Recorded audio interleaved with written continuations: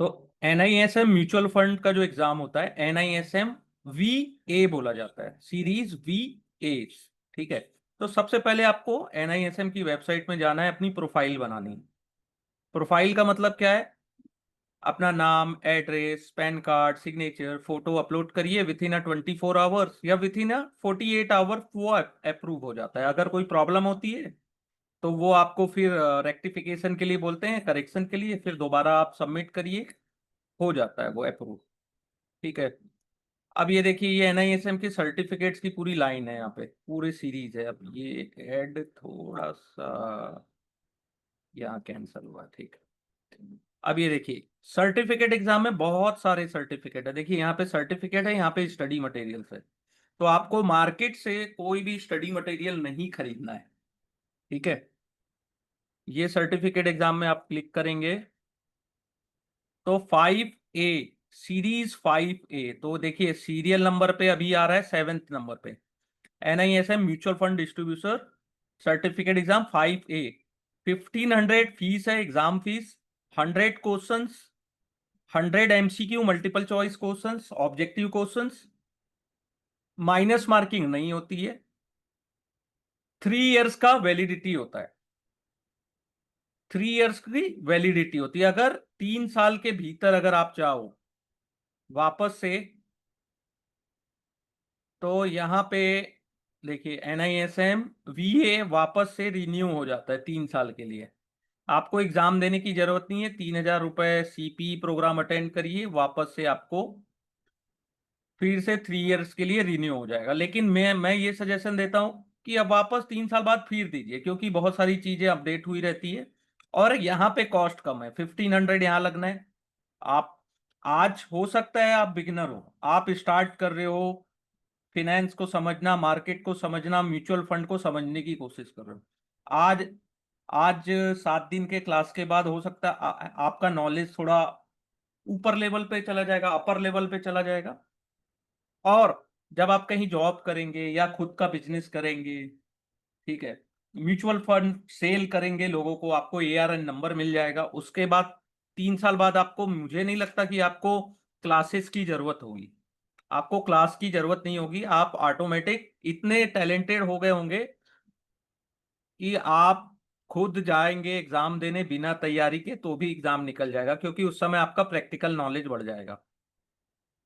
तो NISM mutual fund distributor certificate exam किसके लिए है? पहला, जो सेल और डिस्ट्रीब्यूट करते हैं म्यूचुअल फंड, ठीक है, including individual mutual fund distributor, employ of organisation engage in sale distribution of mutual fund, employ of AMC asset management companies, ठीक है, जो इंगेज रहती है sale and distribution of mutual fund में। ठीक है। एग्जामिनेशन का ऑब्जेक्टिव क्या है कि कम से कम आपको नॉलेज हो basic of mutual fund, role and structure, market में म्यूचुअल फंड कैसे डिस्ट्रीब्यूट होता है, ठीक है, legal, accounting, valuation, taxation aspect क्या है। ठीक है। तो इसमें कोई निगेटिव मार्किंग नहीं होती है, नो निगेटिव मार्किंग। ठीक है। जब आप चाहो एग्जाम इनरोल कर सकते हो। आज चाहो तो आप नेक्स्ट वीक का भी डेट ले सकते हो। ठीक है।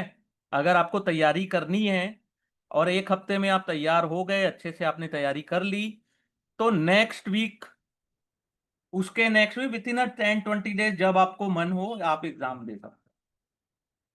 और रही बात, 7 डेज बहुत है, मोर देन इनफ है तैयारी करने के लिए। केवल अगर आप क्लास अटेंड करके लाइव सुन के भी चले जाएंगे तो भी बहुत सारे क्वेश्चंस के आंसर इजीली बना पाओगे आप। कोई अदर हेल्प की जरूरत नहीं है आपको। ठीक है। मैंने कुछ स्टूडेंट्स को 2 दिन में भी पढ़ाया है तो पास हो गए हैं। किसी को मैंने एग्जाम, सेम डे एग्जाम के दिन भी पढ़ाया है, तो 3-4 घंटे मैंने उनके कंटिन्यू लेक्चर लिए हैं, उनको इंपॉर्टेंस बताया है कि ये किस टाइप के क्वेश्चन पैटर्न आते हैं। ठीक है। तो सेम एग्जाम के सेम डे भी मैंने 3 आवर्स की उनकी क्लास ली है। उसके बाद वो एग्जाम देने गए हैं और 60+, 70+ स्कोर उन्होंने किया है। ठीक है। बहुत से स्टूडेंट्स हैं। ठीक है।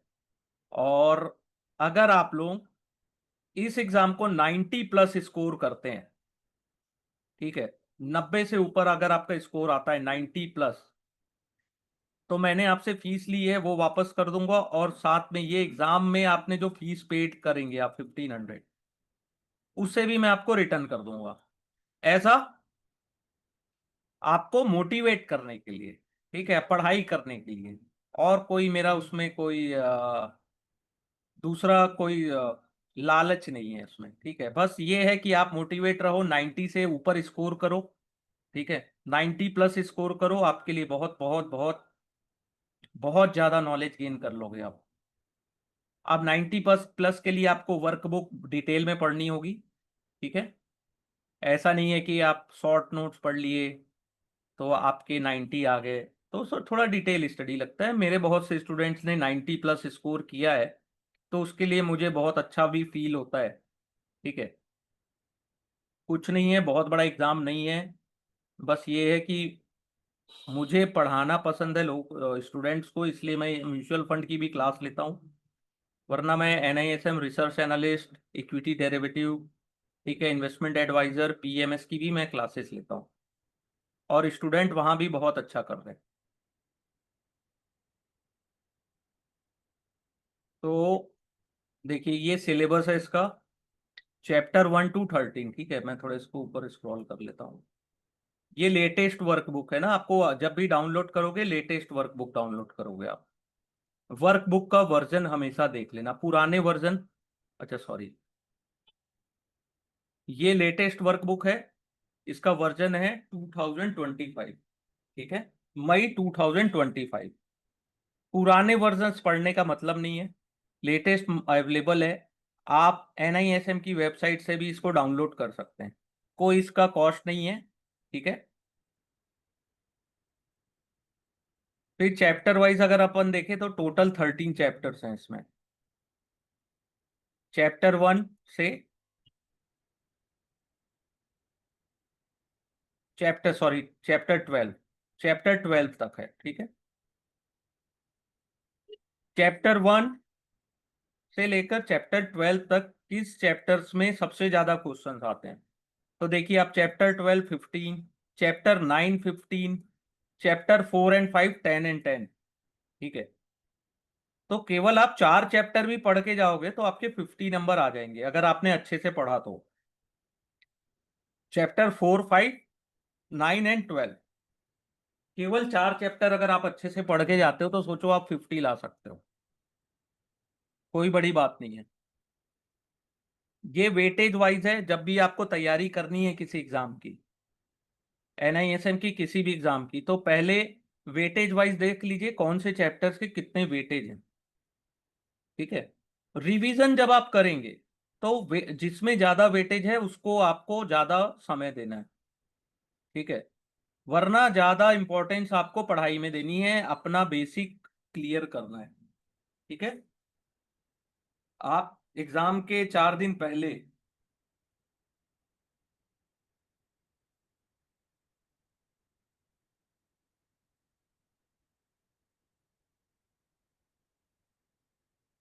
आप एग्जाम के 4 दिन पहले अगर आप रिवीजन करना चाहते हैं तो चैप्टर 4 5 9 12 को ज्यादा प्रायोरिटी दें।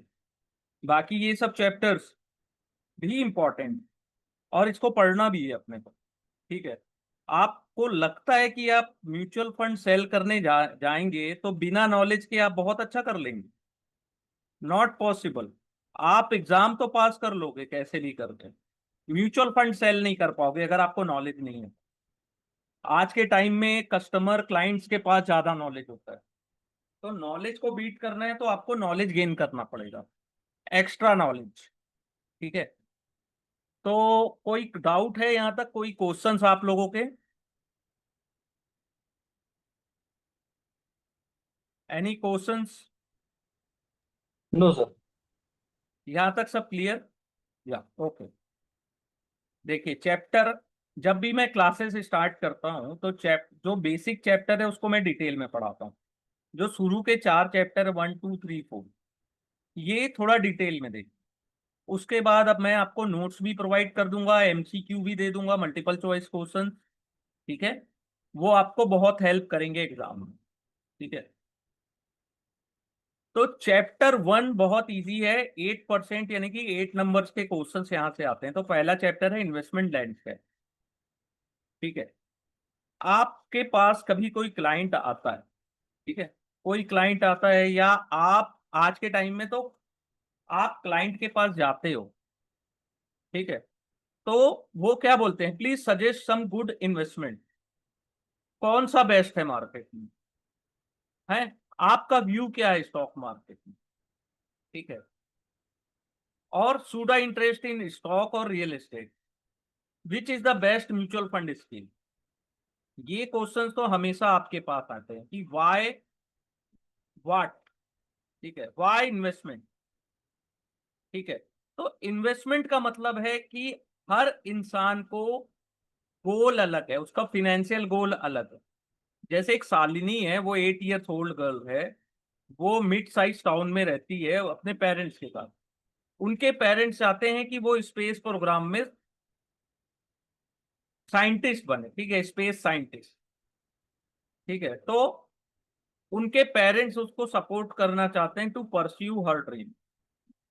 एक रविंद्र है, 45 ईयर ओल्ड, इंजीनियर है लार्ज मल्टीनेशनल फर्म में, ठीक है, उनके पास कोई पेंशन फंड नहीं है।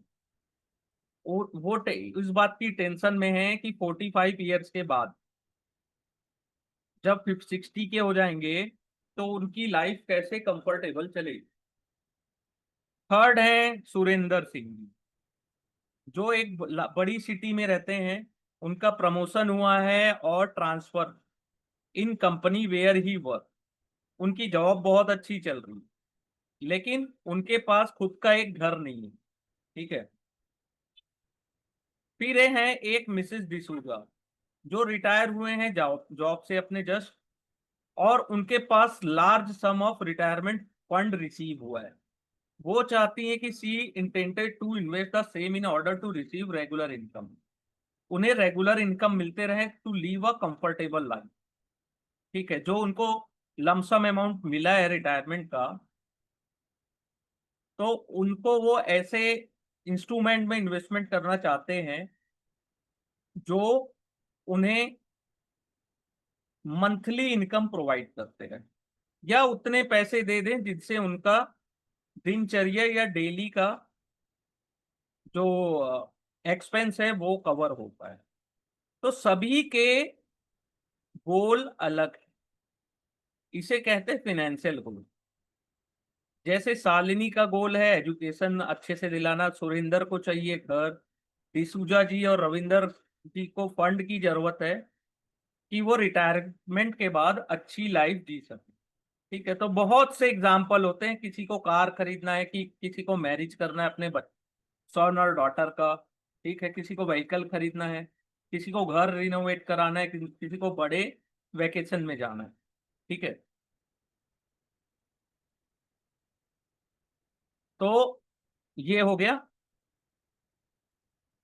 आपका सबसे इंपॉर्टेंट गोल क्या होता है, गोल सेटिंग जब करते हैं फिनेंशियल में, तो is very important exercise while planning for investment, ठीक है। All financial goal are about to need for money that can not be fulfil through the inflow at that time, ठीक है, या तो आपके एक्सपेंस हाई होंगे या लो, ठीक है।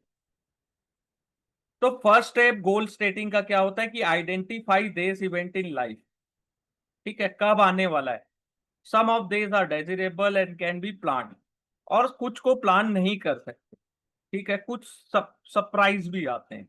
जैसे potential negative outcome would be undesirable, जैसे death of family member, hospitalization, accident, चोरी हो गई, घर में आग लग गया, थेफ्ट एंड फायर, ठीक है। तो ऐसे ऐसे इंसिडेंट्स के लिए आपके पास पैसे तो नहीं हो सकते, ठीक है, एक्सपेंस नहीं हो सकता, बट अगर आपके पास इमरजेंसी फंड है तो उसे आप इसमें यूज कर सकते हो, ठीक है।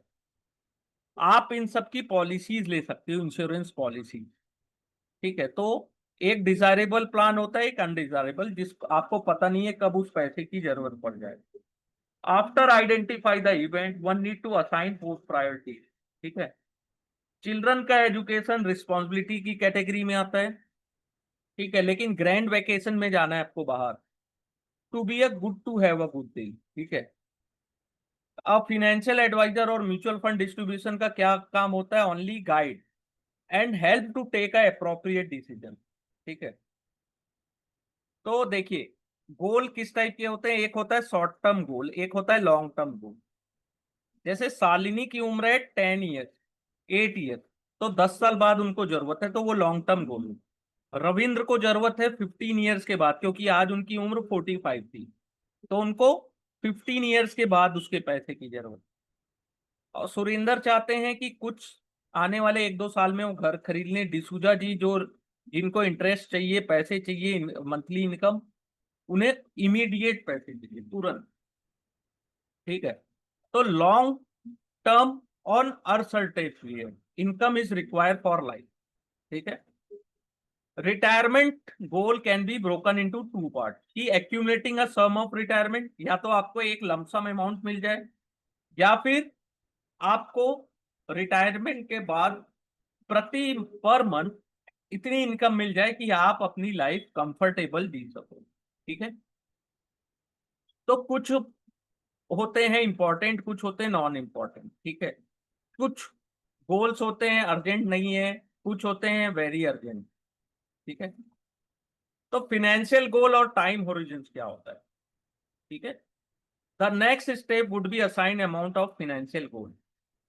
तो how much would it cost? जैसे शालिनी है तो वो 8 ईयर्स की है, आज आपको उनको साइंटिस्ट बनाना हो, आज आज वो 8 ईयर्स की है, तो उन्हें साइंटिस्ट बनाने के लिए कितना खर्च आएगा? 50 लैक्स, ठीक है। मान लीजिए 50 लाख आता है, तो हो सकता है जब वो 18 की हो जाए तो वो 50 लाख रुपए से ज्यादा का खर्चा है, क्योंकि महंगाई भी उसी दर से बढ़ रही है, ठीक है। हर साल प्राइस इंक्रीज होते जा रहा है, जा रहा है, होते जा रहा है। तो इन्फ्लेशन को भी एडजस्टमेंट करना गोल की वैल्यू में बहुत इंपॉर्टेंट है। किसी भी इन्वेस्टमेंट का सबसे इंपॉर्टेंट ऑब्जेक्टिव होता है inflation adjustment for the goal values critical, ठीक है। वरना क्या होगा, आप जितनी अच्छी प्लानिंग कर लो, आपको उतना अच्छा पैसा नहीं मिलने वाला, ठीक है। तो जैसे एक एग्जांपल है यहाँ पे शालिनी के हायर एजुकेशन पर, आज उनके एजुकेशन के लिए 50 लैक्स चाहिए, 10 साल बाद कितने की जरूरत होगी? अगर इन्फ्लेशन पर ईयर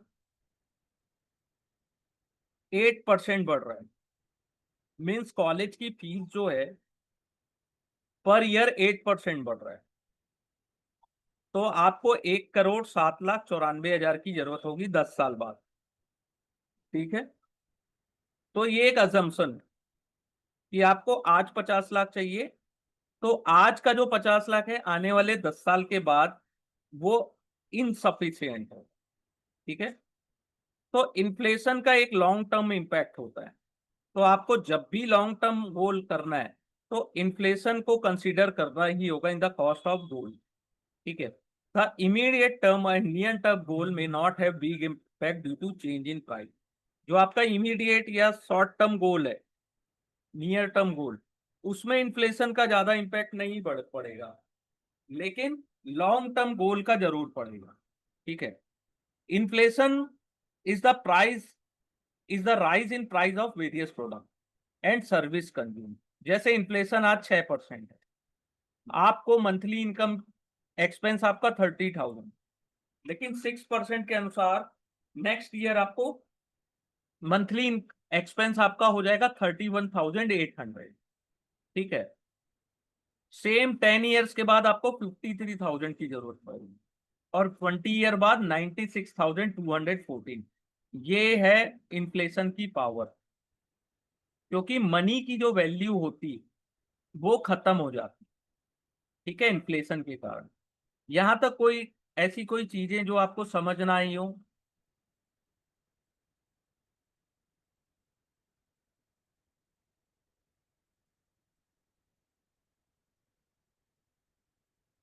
ओके, सब समझ में आ गया लगता है।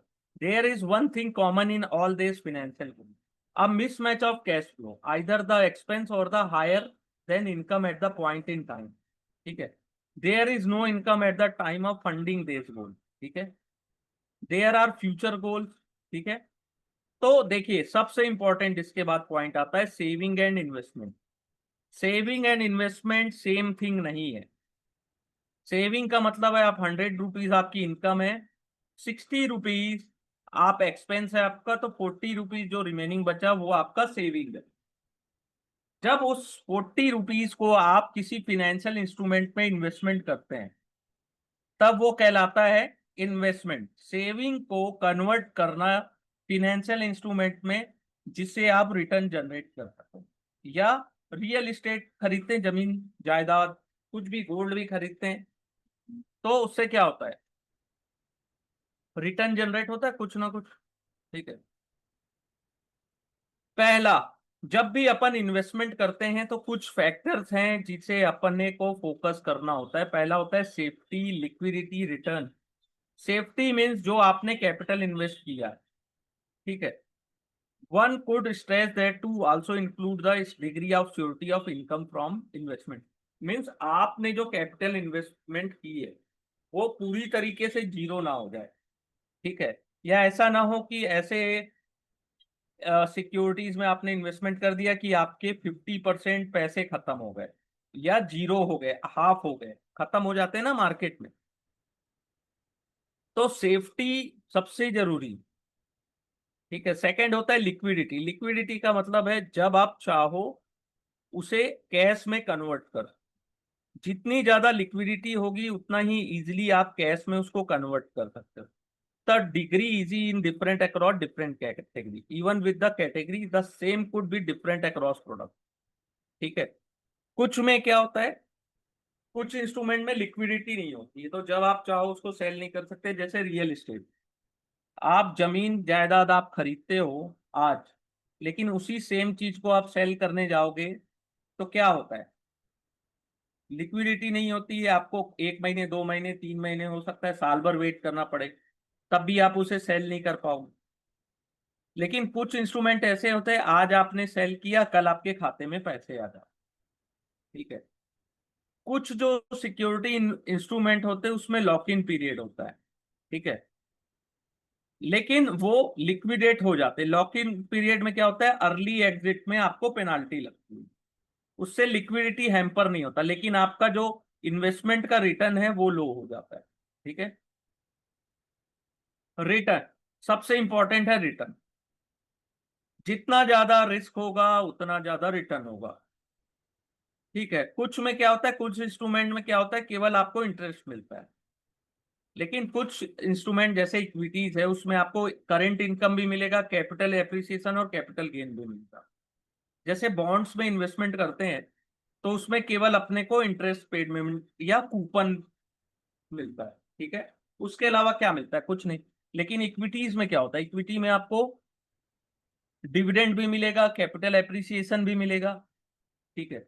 लेकिन रिस्क इक्विटी में ज्यादा है एज कंपेयर टू बॉन्ड्स। तो रिटर्न भी डिपेंड करता है। कन्वीनियंस कौन सा है, any investment must be evaluated in term of convenience with respect to investing, taking the money out fully or partially, ठीक है, as well as investor ability to conveniently check the value of the investment, ठीक है। तो कुछ का टिक size क्या होता है, टिकट साइज, इन्वेस्टमेंट का टिकट साइज। तो कुछ का टिकट साइज 50 रुपया, 100 रुपया भी होता है। कुछ का क्या होता है, टिकट साइज 1 लाख रुपए की, मिनिमम आप 1 लाख भी इन्वेस्टमेंट कर सकते हो, मिनिमम 1 लाख। कुछ ऐसे भी इंस्ट्रूमेंट है जिसमें आप मिनिमम 1 करोड़, उससे कम का इन्वेस्टमेंट नहीं कर सकते, ठीक है।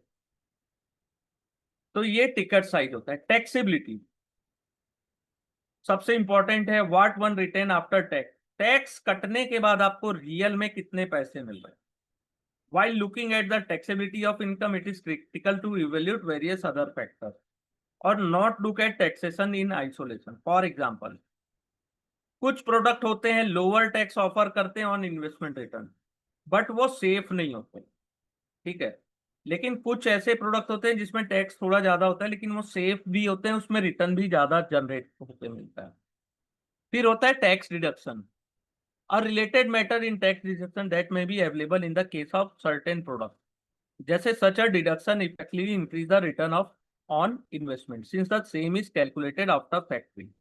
ठीक है, अब होते हैं डिफरेंट असेट्स क्लास। यहां तक कोई डाउट? जितनी चीजें मैं बता रहा हूं उतना अच्छे से देखिएगा। मैं जानता हूं आप लोगों में से बहुत से लोगों को इन सभी चीजों का नॉलेज है, लेकिन प्रैक्टिकल नॉलेज होना और उसको थ्योरेटिकल टेक्निकली समझ के रखना, उसमें बहुत डिफरेंस होता है। तो होता है पहले different assets class, real estate, commodities, equity, fix income. Real estate क्या होता है? इसे अपन बोलते हैं कि बहुत पॉपुलर है, बहुत इंपॉर्टेंट है। ठीक है, the popularity of this asset category is large. ठीक है, क्योंकि ये रिलेटेड नहीं है इन्वेस्टमेंट से।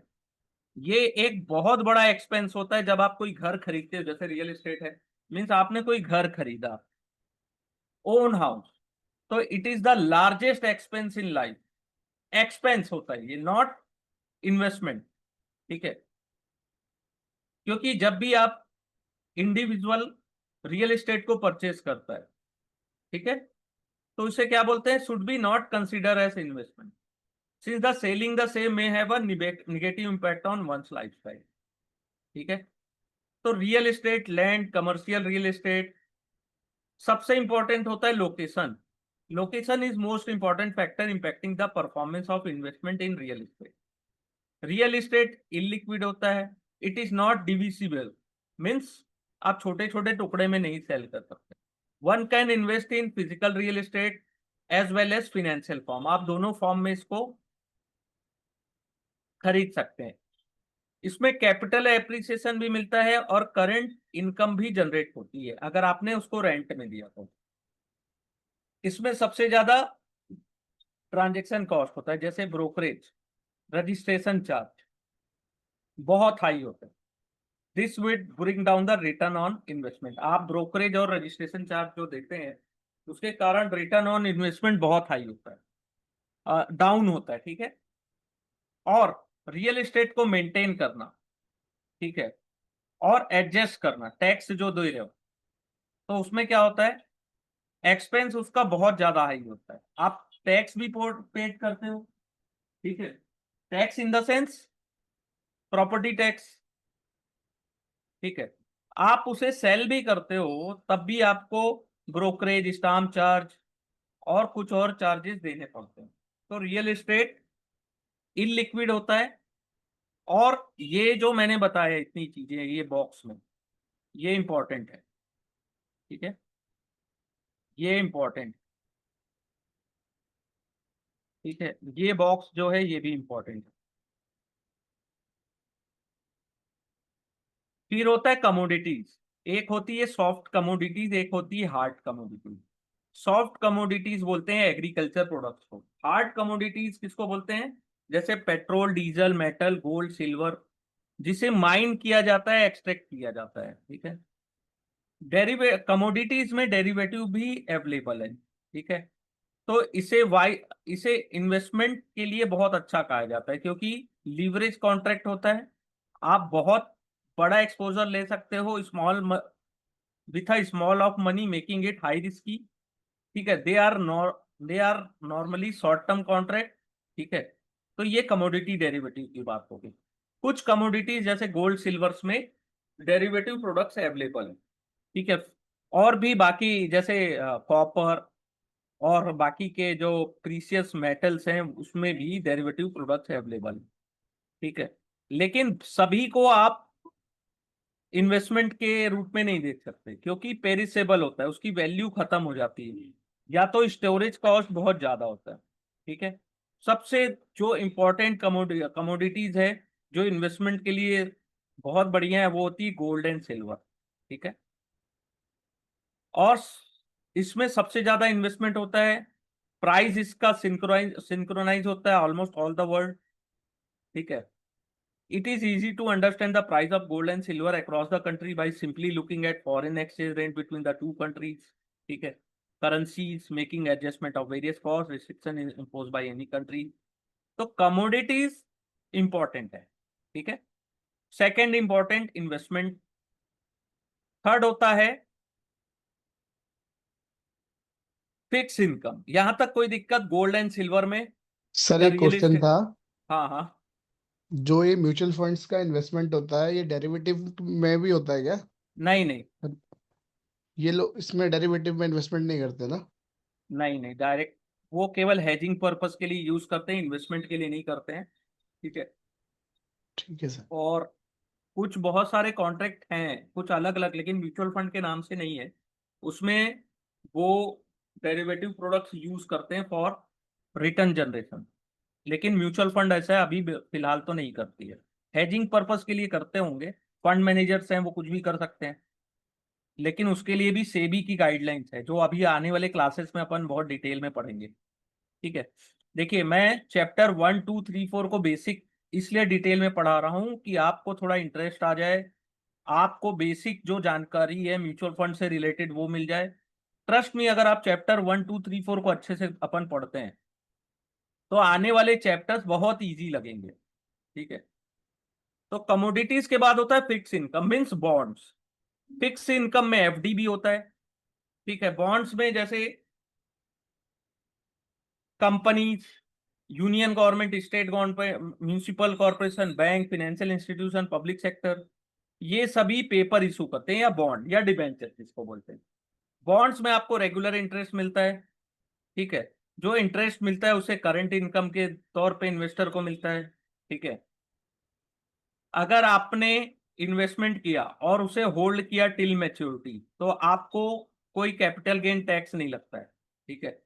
On the other hand, transaction through secondary market whether at the time of buying and the selling, ठीक है, तो वहां भी में result into the capital gain और लॉस। ठीक है।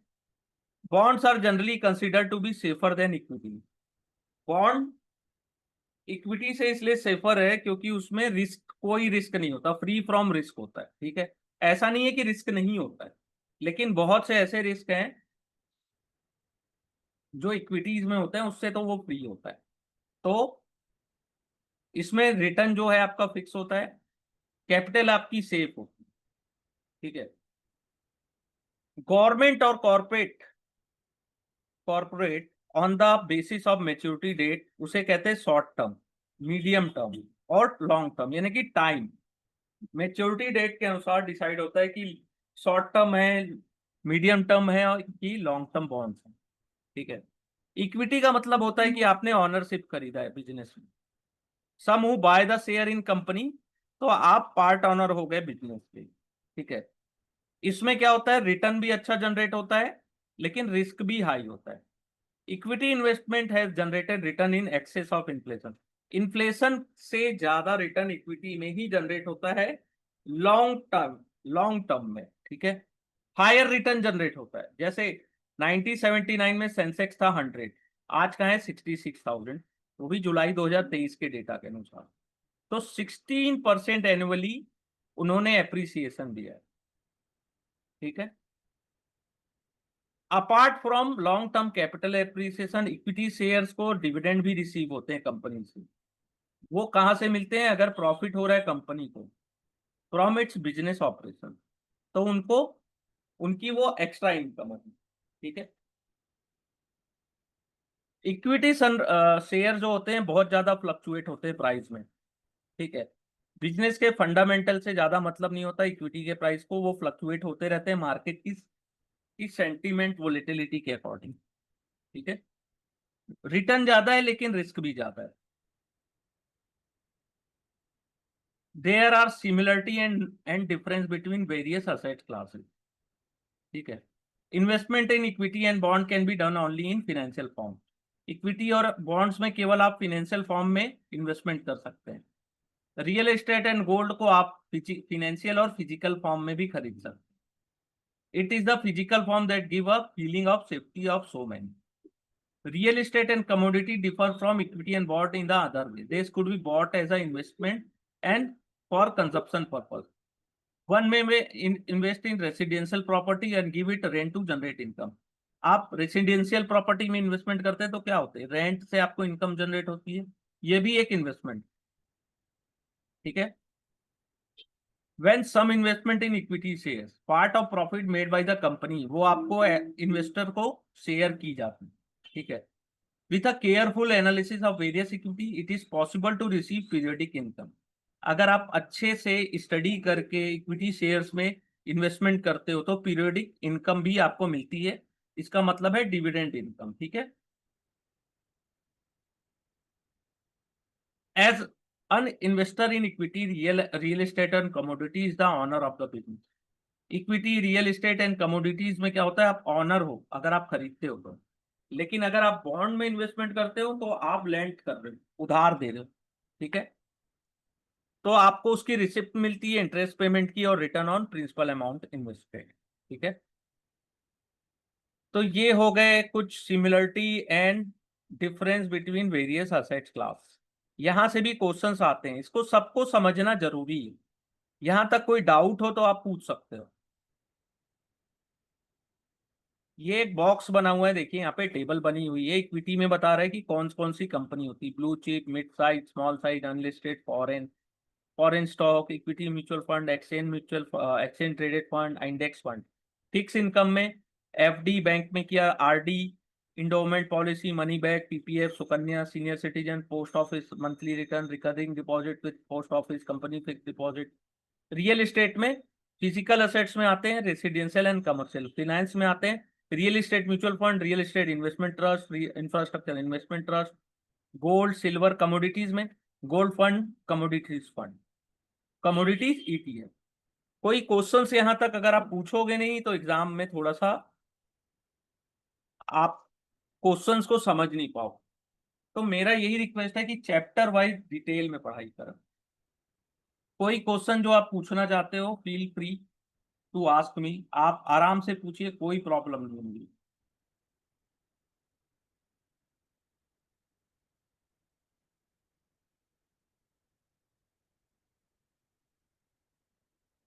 कोई क्वेश्चन नहीं है?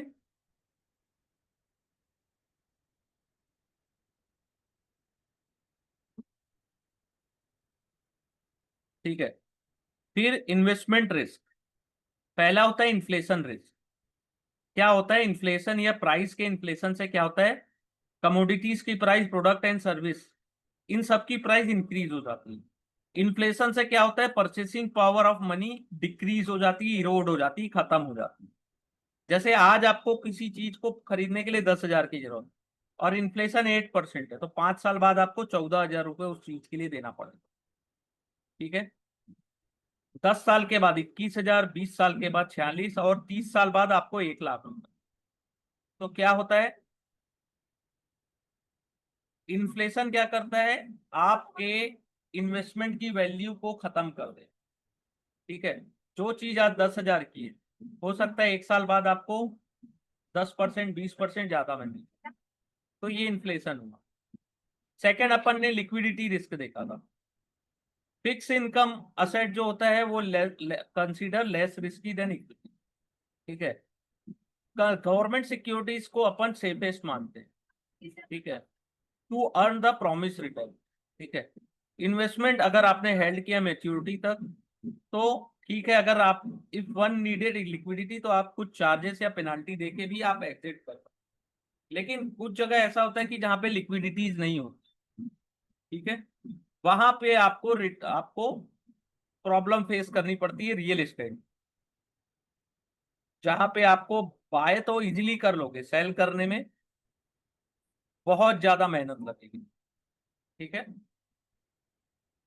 अगर आप किसी बैंक में फिक्स डिपॉजिट करते हैं तो आप जब चाहो तब उसे निकाल सकते हैं। ठीक है। सेम अगर आप PPF fund, public provident fund में, तो उसमें स्टार्टिंग में लिक्विडिटी नहीं होती है, लेकिन पार्शियल लिक्विडिटी होती है। अगर आप कुछ समय के लिए उसे होल्ड करके रखते हो 5 ईयर्स तक, उसके बाद आप पार्शियली उसको विड्रॉल करना। नेक्स्ट है क्रेडिट। आपने आपने कोई बॉन्ड खरीदा है। ठीक है। क्या हो सकता है उसमें, आपने प्रिंसिपल अमाउंट दिया फेस वैल्यू के अकॉर्डिंग, मान लो 10,000 रुपए आपने इन्वेस्टमेंट दी। ठीक है, वो आपका प्रिंसिपल अमाउंट। लेकिन क्या होता है कि हो सकता है इशूअर आपके कमिटमेंट को टाइमली ऑनर करे, या आपसे जो उसने प्रॉमिस किया उतने पैसे आपको हर साल रिटर्न दे, या ये हो सकता है कि आपको इशूअर पे करे ड्यू। ठीक है, आपको पैसे तो दे रहा है लेकिन टाइमली नहीं दे रहा है। या ये भी हो सकता है इशूअर्स आपको प्रिंसिपल भी ना दे और इंटरेस्ट भी ना दे। ठीक है, तो इसे कहते हैं क्रेडिट। मीन्स डिफॉल्ट कर गया सामने वाला, आपने जिसको उधार दिया था उसके बदले आपको रिटर्न चाहिए था, उसने डिफॉल्ट कर दिया। ठीक है, तो ये ऐसा क्यों होता है कि वो पेमेंट करने में या इंटरेस्ट देने में डिफॉल्ट कर गए? क्योंकि उनकी एबिलिटी नहीं थी, उनकी इंटेंशन नहीं थी, इसलिए क्या हुआ, उन्होंने डिफॉल्ट कर दिया। ठीक है, नेक्स्ट होता है मार्केट सिक्योरिटीज एंड प्राइस। ठीक है, price risk means market upside down side कुछ भी जा सकता है। ठीक है, तो securities are trading in open market, people can buy और sell the same based on option, based on their opinions. ठीक है, तो क्या होता है, ओपिनियंस में चेंज वेरी फास्ट, तो प्राइस क्या होते हैं, बहुत ज्यादा फ्लक्चुएट होते हैं। ठीक है, वो होती है वोलेटिलिटी के कारण। ठीक है, तो दो टाइप के मार्केट रिस्क में भी, एक होता है मार्केट और दूसरा होता है प्राइस रिस्क। मार्केट रिस्क में क्या होता है, मार्केट अचानक से फॉल कर गया, क्यों? हो सकता है वॉर की सिचुएशन हो, इंटरेस्ट रेट ऊपर नीचे होने वाला हो, या कोई पेंडेमिक आने वाला हो। ठीक है, या कोई खराब न्यूज आने वाली हो, तो मार्केट ओवरऑल गिरता है। ठीक है, कोई स्पेसिफिक नहीं होता कि थोड़ा गिरेगा ज्यादा गिरेगा। अगर मार्केट रिस्क है, इसका ये मतलब है कि ओवरऑल इकोनॉमी में वो उसका इम्पैक्ट कर होने वाला है। ठीक है, फिर होता है interest rate risk. Interest rate risk is the risk that investment value will change as a result in the change in interest rate. Interest rate अगर ऊपर गया तो बॉन्ड की वैल्यू डिक्रीज होती है, इंटरेस्ट रेट डाउन गया तो bond की वैल्यू इंक्रीज होती है। इसे बस याद रखिएगा, बहुत सिंपल सा, एक लाइन में बताया। When the interest rate in economy increase, price of existing bond decrease, और इसका उल्टा जो मैंने बताया, इतना ही बस याद रखिएगा इंटरेस्ट रेट रिस्क में। ठीक है, इंटरेस्ट रेट के हाई होने से मार्केट में बॉन्ड की वैल्यू डिक्लाइन। ठीक है, रिस्क को मेजर कैसे किया जाता है? या तो आप रिस्क को अवॉइड कर दीजिए टोटली, आप नहीं करेंगे इन्वेस्टमेंट। ठीक है, सेकंड, आप कुछ पोजीशन लेंगे सम इवेंट या डेवलपमेंट में, आपको जब समझ में आ रहा है कि कोई ऐसी इवेंट आने वाली है जिसमें पैसे अच्छे बन सकते हैं। ठीक है, उस समय आप छोटे टाइम के लिए इंटरेस्ट इन्वेस्टमेंट करेंगे और फिर मार्केट से एग्जिट लेंगे। ठीक है, फिर डाइवर्सिफिकेशन होता है कि आप केवल एक स्टॉक में इन्वेस्टमेंट या एक डिबेंचर्स बॉन्ड में इन्वेस्टमेंट ना करके थोड़े थोड़े पैसे हर कंपनीज के में इन्वेस्टमेंट करें, इक्विटीज में करें, डेब्ट्स में करें, कमोडिटीज में करें, थोड़ा रियल एस्टेट में करें, तो ओवरऑल आपका जो पोर्टफोलियो है वो डाइवर्सिफाइड होता है। ठीक है, उससे आपको पैसे लॉस करने के चांस बहुत कम होंगे। ठीक है, फिर होता है बिहेवियर ऑफ इन्वेस्टमेंट डिसीजन, बहुत इंपॉर्टेंट है, बहुत बहुत इंपॉर्टेंट है, इसको अच्छे से देखिएगा। पहला होता है availability heuristic. People may rely on example experience that come in mind immediately while analyzing any data information and option to choose from। ठीक है, आपको अगर मैं बताऊं, कुछ डेटा दूं, कुछ इंफॉर्मेशन दूं, तो आपके पास ऑप्शन होंगे कि कुछ चूज कर सकते हो इन इन्वेस्टिंग वर्ल्ड। ठीक है, लेकिन कुछ का क्या मतलब है कि enough research is not undertaken for evaluating investment option. तो वो क्या होता है कि आप उससे क्रिटिकल इंफॉर्मेशन मिस कर देते हो। तो ये होती है अवेलेबिलिटी ह्यूरिस्टिक। ठीक है, आपको दिमाग क्या कहता है, मोस्ट पीपल एग्जाम्पल या एक्सपीरियंस पे ज्यादा रिलाई करते हैं, ना कि डेटा पर, ना कि इंफॉर्मेशन पे। ठीक है, confirmation bias, investor confirmation bias से सफर करता है, उसे एडिशनल इंफॉर्मेशन चाहिए होती है जो अपनी बिलीफ और व्यू है उसको कंफर्म करने के लिए। ठीक है, it also mean interpreting new information to confirm the view. New information को इंटरप्रेट करते हैं वो। इन्वेस्टर डिसाइड पहले करता है, फिर डेटा को देखता है कि उससे उसको एक सपोर्ट मिल जाए। ये बहुत इंपॉर्टेंट है, बहुत बार क्वेश्चंस आते हैं। फैमिलियरिटी बायस, आपको जो चीज पता है उसमें आप ज्यादा इन्वेस्टमेंट करने का प्रयास करोगी, कि जो चीज आपको बिल्कुल नहीं पता उस पर आप ज्यादा बिलीव करो। तो जिस इंस्ट्रूमेंट से, जैसे आप म्यूचुअल फंड से फैमिलियर है तो आप म्यूचुअल फंड में करेंगे, इक्विटी में है तो इक्विटीज में इन्वेस्टमेंट करेंगे। ठीक है, अगर मैं आपको बोलूं कि डेरिवेटिव में चले जाइए, आपको डेरिवेटिव के बारे में तो बिल्कुल पता नहीं है, तो आप कैसे इन्वेस्टमेंट कर सकते हैं? वो होती है फैमिलियरिटी बाय। हर्ड मेंटेलिटी होती है कि मैन इज सोशल एनिमल, ये हर्ड मेंटेलिटी ये आता ही आता है बहुत बार। Human being love to be part of group, while this behavior help our ancestors survive in hostile situation against powerful animals। ठीक है, there are numerous example where simply being against the herd has been the most profitable strategy। आपको heard नहीं बनना है। ठीक है, तो heard mentality से भी क्वेश्चंस आते हैं। लॉस एवर्जेंस का मतलब होता है कि कोई आदमी 5,000 लॉस नहीं करना चाहता टू गेन 5,000, यानी कि आप 5,000 लॉस नहीं करना पसंद करोगे कि, ठीक है, आपको भले ही उससे गेन 5,000 और हो जाए, तो ये लॉस एवर्जेंस होता है। ठीक है, ऐसे बिहेवियर से जो इन्वेस्टर रहता है वो प्रॉफिटेबल अपॉर्चुनिटी से बहुत बाहर होता है। ठीक है, due to perception of high risk even when the risk could be very low। This was first identified by the psychologist Daniel Kahneman। ठीक है, loss aversion. Over confidence, over confidence का क्या मतलब होता है? The bias refer to person over confidence in one ability और judgement, this lead one to believe that one is far better than other at some time. ठीक है, where the reality, असलियत में ऐसा नहीं होता। ठीक है, आपको लग रहा है, बिलीव है, आपका आपका जजमेंट है कि वो ज्यादा बेटर है एज कंपेयर टू दिस, लेकिन क्या है, ऐसा जरूरी नहीं है कि वो सही है, तो उसे बोलते हैं ओवर कॉन्फिडेंस।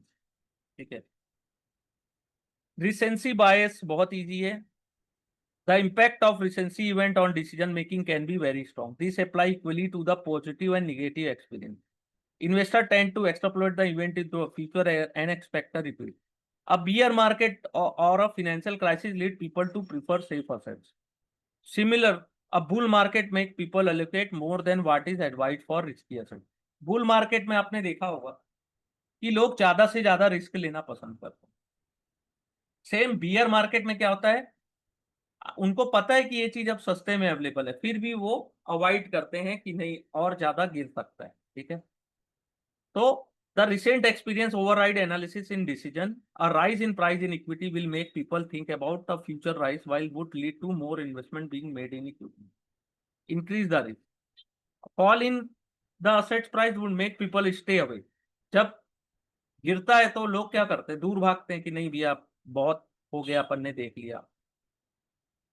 बिहेवियर पैटर्न्स कैसा है, इन्वेस्टर इंटरेस्ट किसका है, इन्वेस्टर का, तो किस सेक्टर में? जैसे आप टेक्नोलॉजी, इंफॉर्मेशन टेक्नोलॉजी में आप काम करते हो तो आप टेक्नोलॉजी स्टॉक ज्यादा प्रेफर करोगे।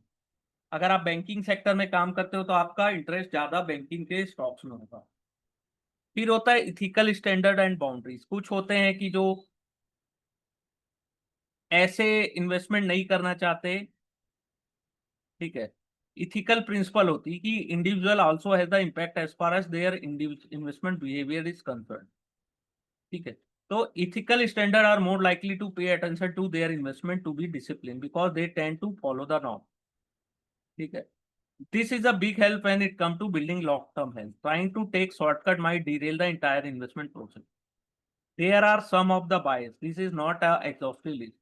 The negative effect of this bias is the investor does not gather enough information to able to identify more opportunities to evaluate risk to investor and revenue। It is also prudent for investor to do detailed analysis as it possible without taking such shortcut। आपको shortcut नहीं लेना है। ठीक है, आपकी एक ethical standard और boundary होनी चाहिए। आप कब इन्वेस्टमेंट कर रहे हो, लॉन्ग टर्म के लिए कर रहे हो, शॉर्ट टर्म के लिए कर रहे हो, तो जो डिसिप्लिन होते हैं वो ज्यादा मार्केट में रिटर्न जनरेट कर पाते हैं। ठीक है, फिर होता है रिस्क प्रोफाइलिंग। आप कितना रिस्क लेने को तैयार हैं, एबिलिटी कितनी है, विलिंगनेस है कि नहीं आपको रिस्क लेने की। ये 3 इंपॉर्टेंट पॉइंट होते हैं रिस्क प्रोफाइलिंग में, इसे अच्छे से याद रखिएगा। ठीक है, यहां तक कोई डाउट आप लोगों को? Ability, need to take a risk, कितना रिस्क ले सकते हो, और एबिलिटी कितने की। आपकी हो सकता है एबिलिटी 10 लाख रुपए के रिस्क लेने की हो, लेकिन आप रिस्क कितने का ले रहे हो, 1 लाख रुपए का। विलिंगनेस, कितना इच्छा रखते हो कि ले सकते हो, यानी कि डर तो नहीं है। ठीक है, फिर understanding asset allocation. Asset allocation is the process of allocating money across various asset category in line with the stated object. The underlying words are very important. ठीक है, first it is the process which always involves several steps, and those steps should be ignored or skipped. Second, the whole idea behind asset allocation is achieve some objective.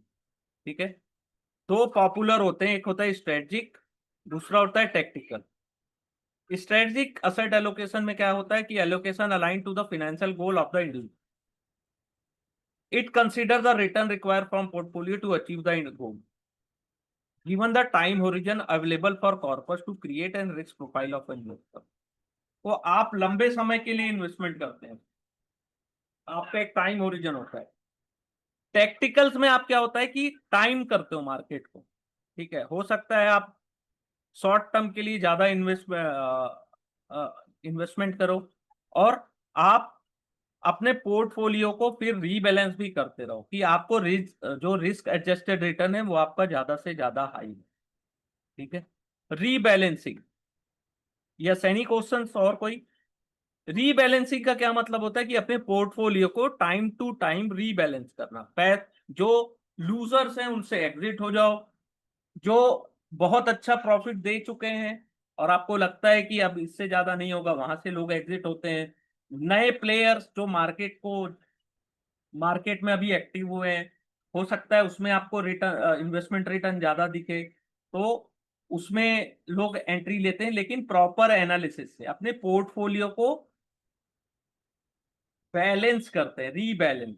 ठीक है, risk appetite को भी देखते हैं। ये सब काम fund manager के होते हैं, ऐसा नहीं है कि इतना अपन पढ़ लिए और करना शुरू कर दें। तो उनका भी जो डिसीजन होता है वो प्रॉपर कैलकुलेटेड डिसीजन होता है, और उनकी एक टीम होती है। ठीक है,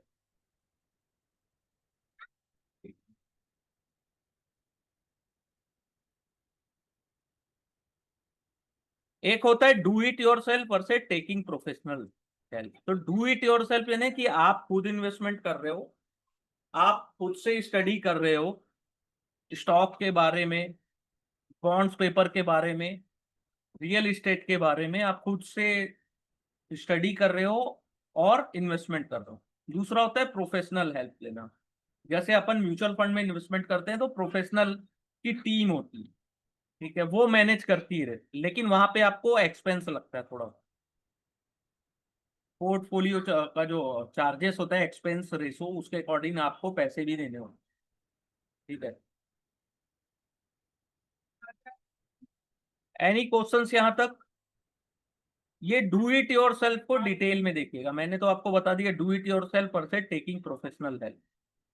यहां सर से भी एक बार एक बहुत। टैक्टिकल वाला बता देंगे क्या चीज? ऊपर टैक्टिकल। टैक्टिकल। जी। टैक्टिकल टैक्टिकल बहुत इजी है। देखिए, ये हमेशा कहीं ना कहीं आपको हर बार एग्जाम में ये पूछते रहे। तो पहले समझिए स्ट्रेटजिक एलोकेशंस क्या होता है। स्ट्रेटजिक का होता है allocation align to the financial goal. आपको एज अ इंडिविजुअल आपका फिनेंशियल गोल क्या है, आपको 10 साल 15 साल बाद पैसे की जरूरत है कि शॉर्ट टर्म टाइम 5 साल बाद पैसे की जरूरत है, उसके अकॉर्डिंग आपके पोर्टफोलियो को तैयार किया जाता है।